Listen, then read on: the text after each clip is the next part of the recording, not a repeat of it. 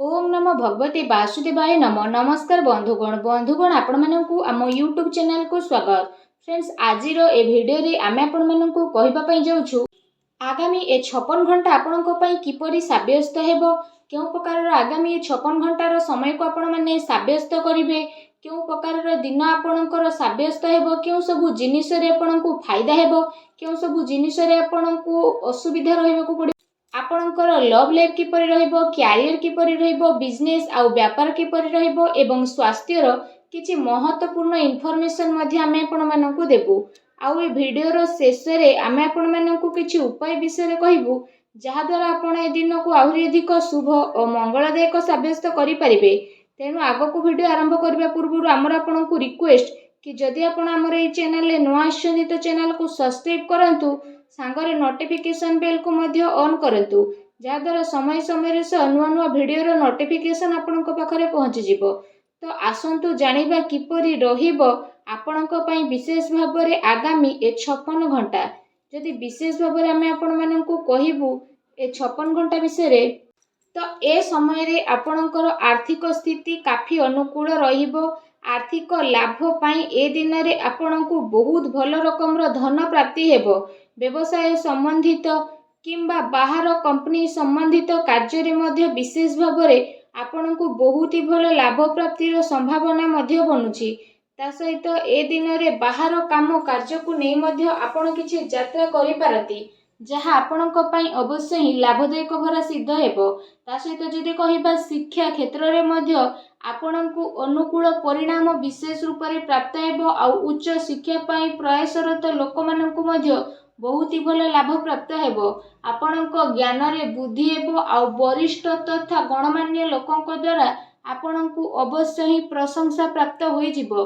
काम कार्य क्षेत्र रे मध्य ए दिन रे आपण किछि नुआ करि परिबे, जहा आपणक पई अवश्य ही आगकु जाई भल साब्यस्त हेबो। पूरा परिवार रे आपण समस्ते पूरा जोश रे सहित रहिबे। आउ घर परिवार रे हर्ष उल्लास रो माहौल देखिबा को मिलिबो। ता सहित आपण कोनोसी प्रॉपर्टी विषय रे मध्य गभीर भाव रे विचार करिवे। आउ आगकु जाई मध्य आपणकु बहुत अधिक लाभ मध्य प्राप्ति हेबो। धन अचल संपत्ति प्राप्ति पाई मध्य ए दिनर समय आपणक पई बहुत ही भल दिनर समय रहिबो। ता सहित ए दिनर समय आपणक पई विशेष भाव रे मौज मजलिस आउ आनंद भरा मध्य रहिबो, काहे कि ना आपण जीवन पूरा रूप रे जीबे। ता सहित जदि कहिबा आपणकर मनोबल पूरा भाव रे आपणक कार्य प्रति मध्य पूर्ण रूप रे समर्पित भाव नै कि आसीबो। आ आपणक पई नुआ उपलब्धि मध्य विशेष रूप रे प्रदान करिवो।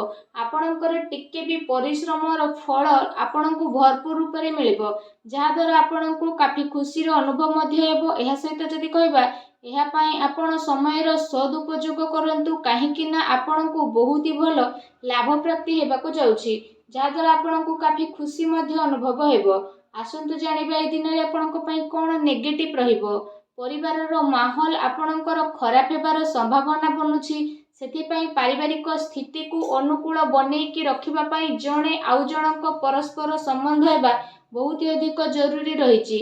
आपण साहसी तथा पराक्रमी व्यक्ति हेबा सहित दायित्ववान मध्य रहिबे। सेति पई आपण निजर घर परिवार प्रति भल भावना रखि कि जणे आउ जनकु जोड़िबा पई चेष्टा करंतु। एहा सहित जदि विशेष भाव रे कहिबा आपणकर कार्यस्थल को नै किछि असंतुष्टि भाव मध्य आसी पारे, काहे कि ना आपण जेतिकी परिश्रम करिवे कि आपणकु लागिबो कि आपणकु सेतिकी परिणाम मिली नाही।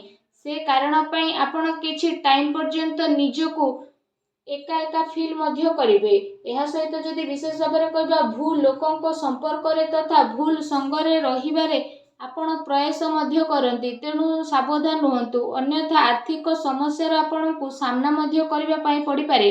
मानसिक अशांति सहित कार्य व्यवसाय रे मध्य आपणकर व्यवधान विशेष रूप रे उत्पन्न हेबो।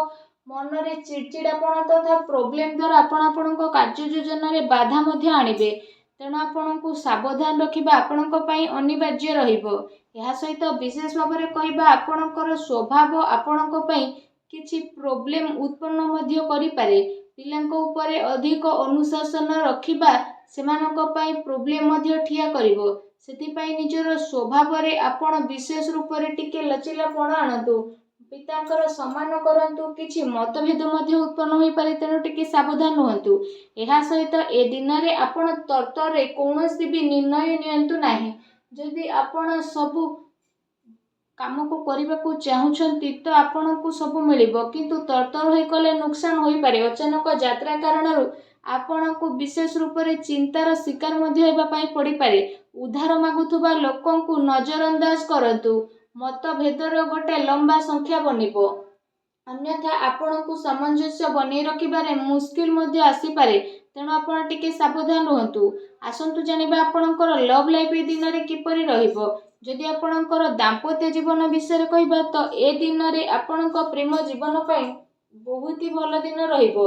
ତା ସହିତ ପ୍ରେମ ମାମଲା ପାଇଁ ମଧ୍ୟ ବିଶେଷ ଭାବରେ ଏ ସମୟ ଆପଣଙ୍କ ପାଇଁ ଅତି ଉତ୍ତମ ରହିବ। ବିବାଦରୁ ଆପଣ ଦୂରେଇକି ରୁହନ୍ତୁ। କାହାର କହିବା ଦ୍ୱାରା କୌଣସି କାର୍ଯ୍ୟ ଆପଣ କରନ୍ତୁ ନାହିଁ।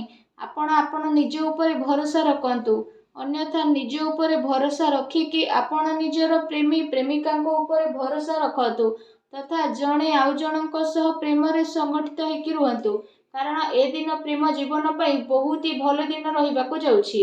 ଏ ଦିନର ଅବଶ୍ୟ ହିଁ ଆପଣଙ୍କୁ ଲାଭ ଉଠେଇବାର ରହିଛି। ଆସନ୍ତୁ ଜାଣିବା ଏ ଦିନରେ ଆପଣଙ୍କର ବ୍ୟବସାୟ ଆଉ କ୍ୟାରିୟର କିପରି ରହିବ। ନିଜର ଯୋଜନାକୁ ଆପଣ କାହା ଆଗରେ ବିଶେଷ ଭାବରେ ଅଧିକ ଜାହିର କରନ୍ତୁ ନାହିଁ। ଆପଣଙ୍କର ଗୁପ୍ତ ଯୋଜନା ଆପଣଙ୍କ କାମରେ ଫାଇଦା ପ୍ରଦାନ କରିବ। ଏହି ସମୟରେ କେଉଁଠି ଆପଣଙ୍କୁ ଅଚାନକ ଲାଭ ମିଳିବାର ବିଶେଷ ଭାବରେ ଆଶା ରହିଛି। ବାସ୍ ଆପଣଙ୍କୁ ଆପଣଙ୍କର ନିର୍ଣ୍ଣୟକୁ ମାନ୍ୟତା ଦେବାର ଅଛି, ଅନ୍ୟଥା ଆପଣଙ୍କୁ ପ୍ରତିଟି କ୍ଷେତ୍ରରେ ବହୁତ ଅଧିକ ଫାଇଦା ପ୍ରାପ୍ତ ହେବ। ବ୍ୟବସାୟିକ କ୍ଷେତ୍ର ବିଷୟରେ ଯଦି କହିବା, ଧନ ଲାଭର ବିଶେଷ ରୂପରେ ସ୍ଥିତି ବନୁଛି। କାର୍ଯ୍ୟ ଆପଣଙ୍କ ପାଇଁ ସବୁ ଆସାନୀରେ ମଧ୍ୟ ସଫଳ ହୋଇଯିବ। କାରବାର ବିସ୍ତାରର ଯୋଜନା ମଧ୍ୟ ଆପଣ ବନେଇ ପାରନ୍ତି, ଯାହା ଆପଣଙ୍କ ପାଇଁ ଆଗକୁ ଯାଇକି କାଫି ଲାଭଦାୟକ ସିଦ୍ଧ ହେବ। ଏହା ସହିତ ଆପଣଙ୍କୁ ପଇସା ନେଣ ଦେଣରେ ଟିକେ ସାବଧାନ ରଖିବାକୁ ପଡ଼ିବ। ପ୍ରପର୍ଟିରେ ନିବେଶ ମଧ୍ୟ ଆପଣ କରିପାରନ୍ତି, ଯାହା ଆପଣଙ୍କ ପାଇଁ ଆଗକୁ ଯାଇକି ଅବଶ୍ୟ ହିଁ ଲାଭଦାୟକ ଭରା ସିଦ୍ଧ ହେବ। ତା ସହିତ ଚାକିରି ପେଶା ବ୍ୟକ୍ତି ବିଶେଷଙ୍କ ପାଇଁ ଯଦି କହିବା, ଏ ଦିନର ସମୟ ବହୁତ ହି ଭଲ ସମୟ ରହିବ। ଚାକିରି ସମ୍ବନ୍ଧିତ କୌଣସି ଭଲ ବଡ଼ ଖୁସି ଖବର ଆପଣଙ୍କୁ ଅବଶ୍ୟ ହିଁ ପ୍ରାପ୍ତ ମଧ୍ୟ ହେବ, ଯାହାଦ୍ୱାରା ଆପଣଙ୍କ ମନ ବହୁତ ହି ପ୍ରସନ୍ନ ରହିବ।